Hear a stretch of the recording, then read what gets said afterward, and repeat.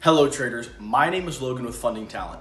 Today, February 12th, we are doing another market recap for you guys.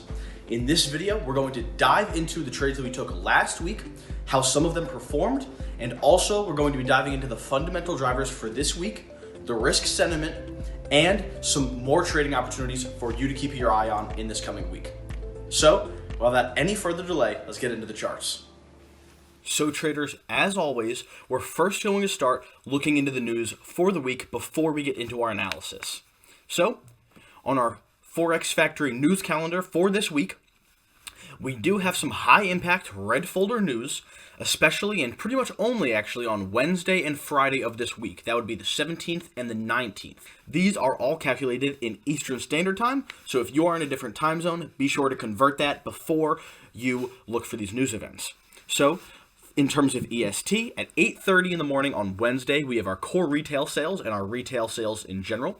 And then we also, at 7:30 p.m. on the Australian dollar, do have our employment change and unemployment rate. Then on Friday, at 2 a.m., we have our pound retail sales. At 3:15, we have our French flash services.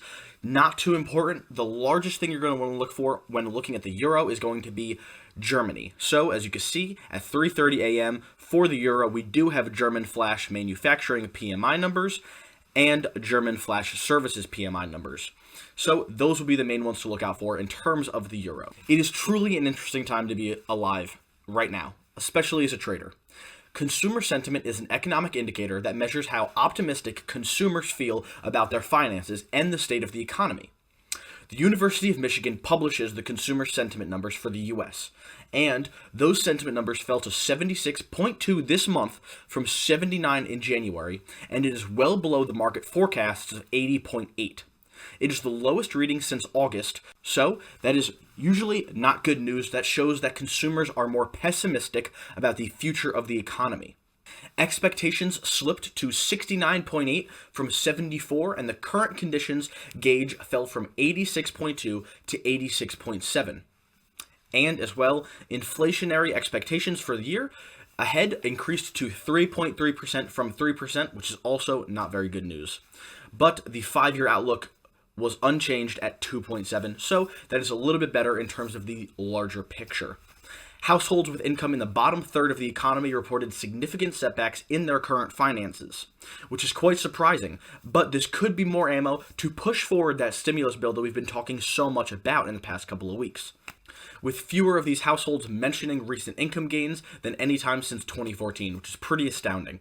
More surprising was that the consumers, despite the expected passage of the massive stimulus bill, viewed prospects for the national economy less favorably in early February than in last month. This is the first news we've had in our quote-unquote recovery phase that is unfavorable and unexpected. This news report really indicates to us that consumers in the U.S. are pessimistic towards current market environments, which is unusual compared to the last couple of weeks' news that we got, which was all, on the most part, good news. So for our risk sentiment this week, there's mixed market news due to this week's consumer sentiment release that we were just discussing. Vaccination continues to move smoothly, but it is to be noted that it is moving a little bit slower than expected. So we have a 68.2 million vaccines delivered, which is a 10.6 million change since last week.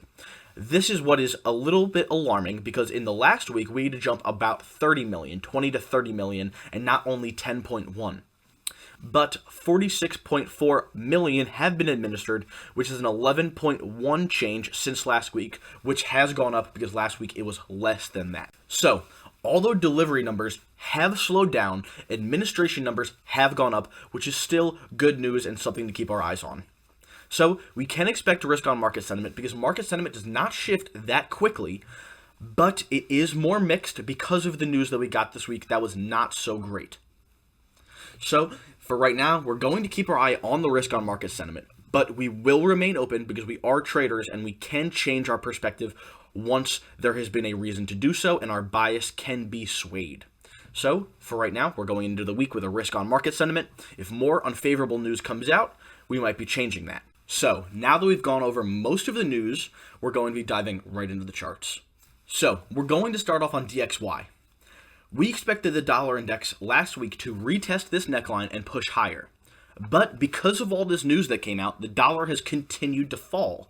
So we've gotten down to this daily and 4-hour support fractal, which has been confirmed 2 times, and now 4 times because we got another test here and another test here.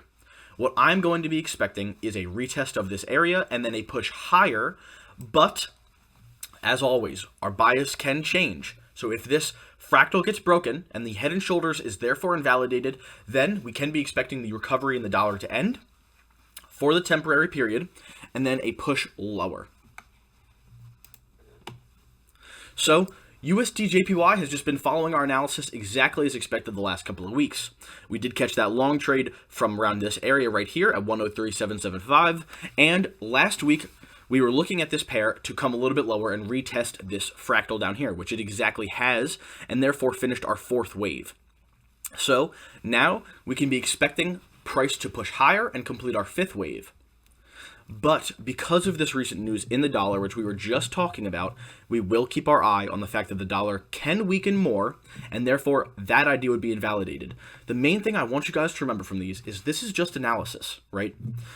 This is a good groundwork and a very good foundation to be looking for, but you do have to do your own analysis and find your own setups on these overarching trends that we're identifying for you here.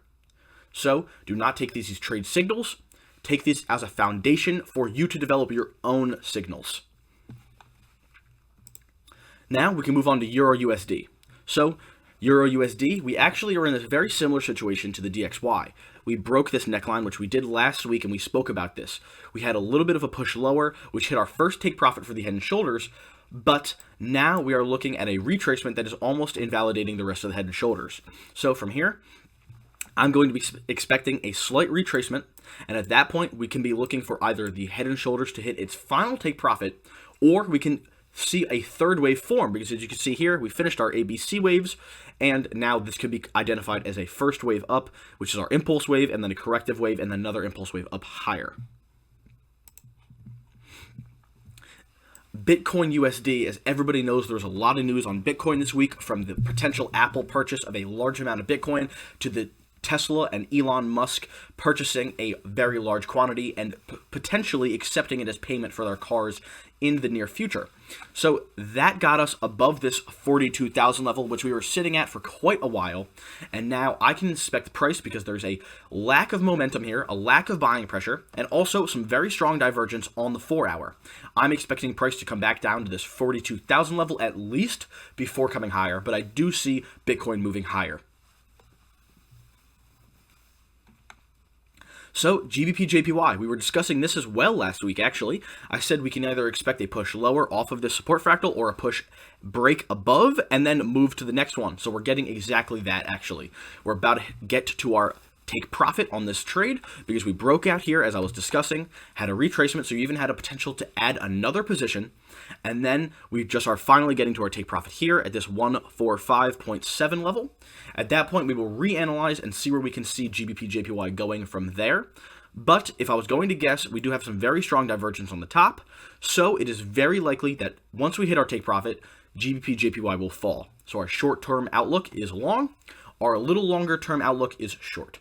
This is something I just actually saw today, which is a head and shoulders forming on the daily time frame off of this weekly resistance fractal, which I think looks fantastic. As well as that, we do have some divergence. As you can see, the RSI is creating a top here and then leading down, but price continues to move higher. We have some very nice divergence, and you could potentially even get a early entry on this trade around this level here. So we will be looking for NZD CAD to move lower. And to our final chart for the week, this is a very interesting chart, and it is the S&P 500 index chart, which we've been forming this very long upward channel, and we've been riding this upper resistance line.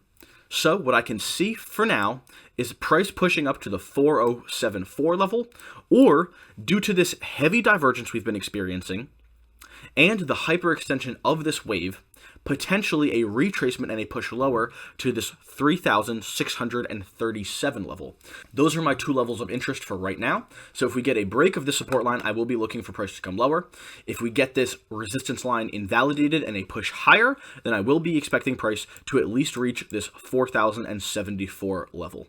So, I just finished our currency basket weighted analysis, which, as I said last week, and I will repeat myself, if you would like to see how I do so, please let me know in the comments, and I will make a video for you guys showing how we perform our weighted currency basket analysis, which gives us insight into how certain currencies are going to perform over the following week. So, in our currency strength and weakness, this is actually supporting our risk on market sentiment idea, because as you can see here, we will see the yen falling, the euro appreciating, the pound appreciating, as well as the Kiwi and the Australian dollar and the Canadian dollar. But we will see potentially a depreciation in the Swiss franc and a little bit of indecisiveness in the dollar, as I was showing you guys on that DXY chart.